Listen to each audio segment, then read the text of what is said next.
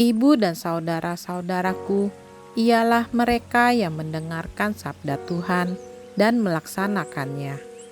Bacaan diambil dari Injil Lukas 8, ayat 19 sampai dengan 21.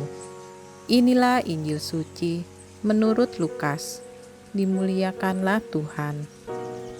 Pada suatu hari, datanglah ibu dan saudara-saudara Yesus hendak bertemu dengan Dia. Tetapi mereka tidak dapat mencapai Dia karena orang banyak. Maka diberitahukan kepada Yesus, "Ibu dan saudara-saudaramu ada di luar dan ingin bertemu dengan dikau." Tetapi Yesus menjawab, "Ibuku dan saudara-saudaraku ialah mereka yang mendengarkan sabda Allah dan melaksanakannya." Demikianlah sabda Tuhan. Terpujilah Kristus. Untuk kita renungkan, Yesus memperluas makna relasi keluarga dan kerabatan di dalam Allah. Dasar dari relasi itu bukan hanya tentang fisik, yaitu hubungan darah saja, melainkan juga tentang kesatuan iman kepadanya. Yesus hendak menegaskan bahwa setiap orang di dunia ini merupakan saudara satu dengan yang lainnya. Persaudaraan atas nama iman akan membuahkan hasil saling menghormati, menghargai, dan kesediaan untuk berjalan bersama sebagai abdi Tuhan. Dengan menyadari bahwa kita satu sama lain adalah saudara, kedamaian dan kesejahteraan akan mudah digapai. Bekal iman yang sama itu ditopang oleh keterbukaan hati dan telinga untuk mendengarkan sabdanya. Cara setiap orang mendengarkan berbeda, tetapi tujuannya sama, yaitu untuk menguatkan diri sebagai orang beriman. Di tengah realitas dunia yang mudah mengotak-ngotakkan orang berdasarkan aneka macam latar belakang hidup, kita diajak untuk melihat satu sama lain sebagai saudara. Persaudaraan adalah salah satu cara beriman yang paling konkret. Panggilan sebagai murid Tuhan merupakan ajakan bagi kita untuk membuka hati pada realitas dunia melalui kacamata Allah. Artinya, kita diajak untuk mewujudkan iman kita melalui keterlibatan menjadi sesama bagi orang lain.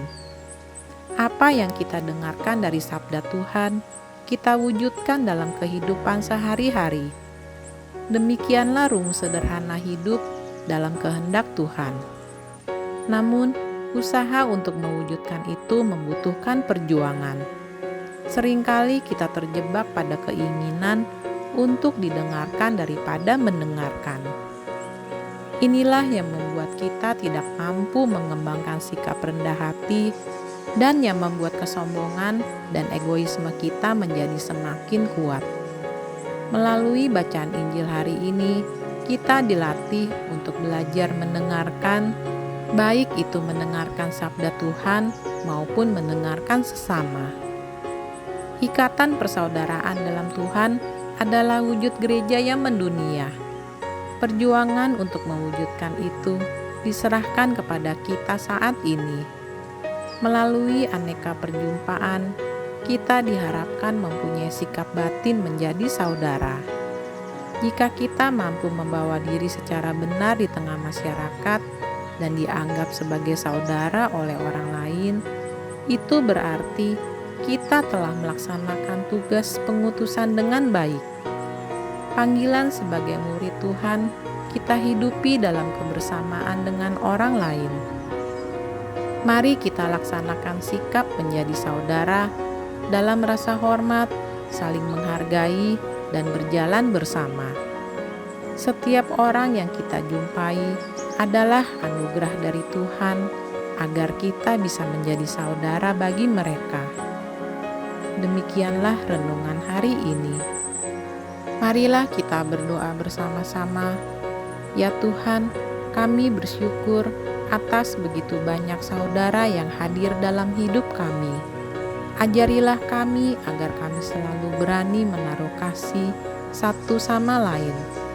Dengan pengantaraan Tuhan kami, Yesus Kristus, Putra-Mu yang hidup dan berkuasa, bersama Dikau, dalam persatuan Roh Kudus, Allah sepanjang segala masa.